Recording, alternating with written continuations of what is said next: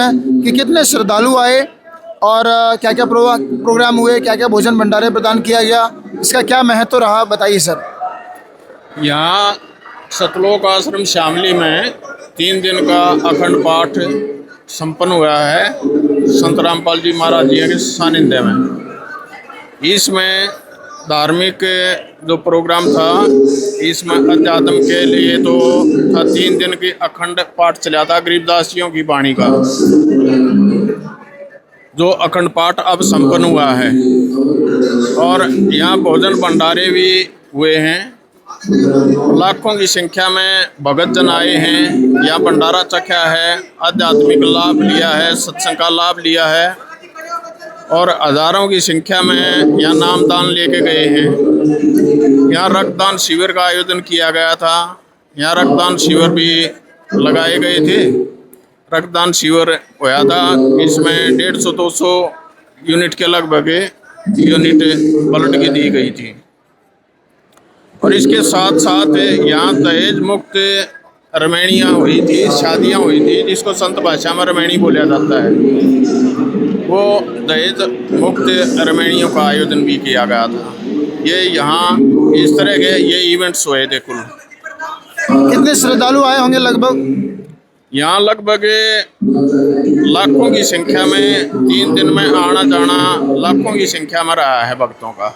Sir, आप जिसे हम जानना चाहते हैं इसका क्या महत्व है और आगे आपके जो प्रोग्राम्स हैं वो कब होने वाले हैं, इसके बारे में हमारे दर्शकों को बताइए। आज का जो दिन है वो बड़ा ही ऐतिहासिक दिन है।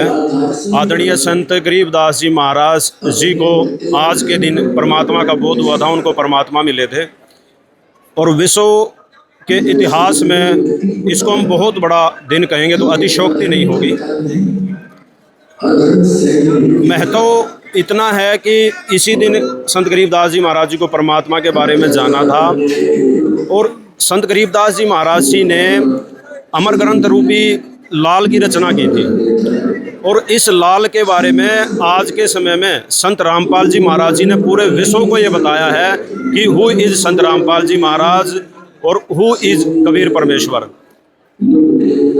संत रामपाल जी महाराज जी ने पूरे विश्व को ये बोध करा दिया कि परमात्मा कौन है। और संत रामपाल जी महाराज जी के ज्ञान को समझो, उनको गहराई से समझो कि वो क्या बताना चाहते हैं। सर बताइए, यहाँ पर जो श्रद्धालु आए, पहले मैं इसके बारे में जानना चाहता हूँ, यहाँ पर जो श्रद्धालु आए उनको क्या क्या सुविधाएं दी आपने? देखिए, संत रामपाल जी महाराज जी की दया से उनके सानिध्य में ये बहुत बड़े समागम का आज समापन हुआ है। और सभी श्रद्धालुओं के लिए, चाहे वो दीक्षित है या संत रामपाल जी महाराज जी से दीक्षित नहीं है, कोई भी किसी भी जाति से है, किसी भी धर्म से है, सभी के साथ यहाँ पर सम्मान व्यवहार किया जाता है।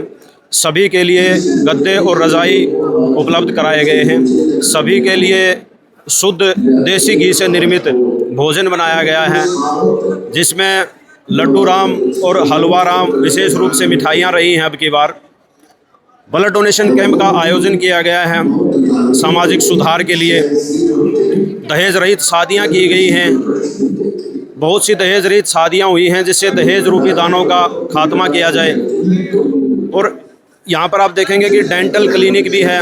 रोगियों के लिए दवाइयों का उपचार दिया गया है। सभी के लिए, आने वाले श्रद्धालुओं के लिए जगह जगह पर पानी की व्यवस्थाएं की गई हैं। बिल्कुल स्वच्छ टॉयलेट शौचालय की व्यवस्था की गई है। जिन भी महत्वपूर्ण आवश्यकताओं की ज़रूरत है यहाँ पर, वो सभी प्रकार की सुविधाएं उपलब्ध कराई गई।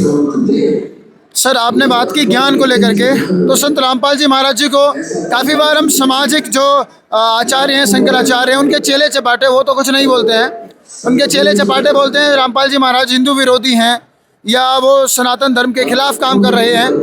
उनके लिए आप क्या संदेश देना चाहेंगे? देखिए, जितने भी आप हिंदू धर्म के शंकराचार्य लगा लो या आप किसी भी धर्म के, मुस्लिम धर्म के कोई भी मौलवी लगा लो, किसी भी धर्म से आप किसी भी व्यक्ति को ले लो और इधर से आप संत रामपाल जी महाराज जी को ले लो, बात आती है ज्ञान की।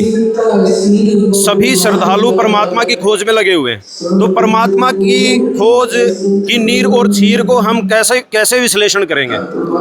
एक मैं आपको एग्जांपल देता हूँ, आप एक दूध का एग्जांपल ले लो।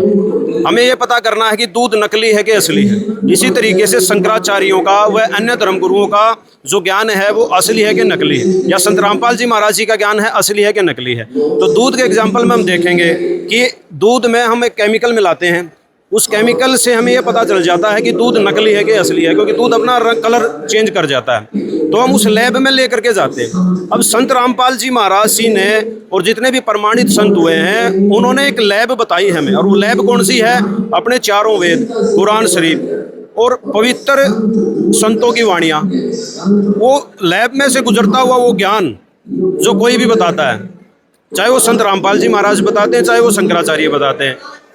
और आखिरी जो लैब है वो है सवसम वेद, कबीर परमात्मा की वाणी, कबीर परमात्मा ने जो बोला है और चारों वेदों में जो बोला गया है उसका विश्लेषण, इस ज्ञान का विश्लेषण इस लैब के द्वारा किया जाता है। तो इस लैब में सभी शंकराचार्यों के, मुस्लिम धर्म के प्रवक्ताओं के, मुस्लिम धर्म गुरुओं के और जितने भी आज विश्व में पंथ हैं, समुदाय हैं, उनका ज्ञान इस लैब में फेल हो रहा है।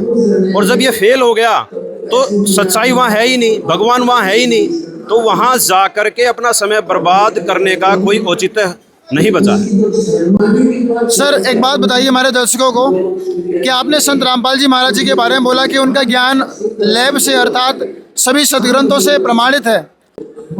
बहुत से आप देखेंगे बड़े बड़े officers, IPS officers, IAS officers, बहुत ही एजुकेटेड पर्सन आज संत रामपाल जी महाराज जी के ज्ञान को स्वीकार कर रहे हैं।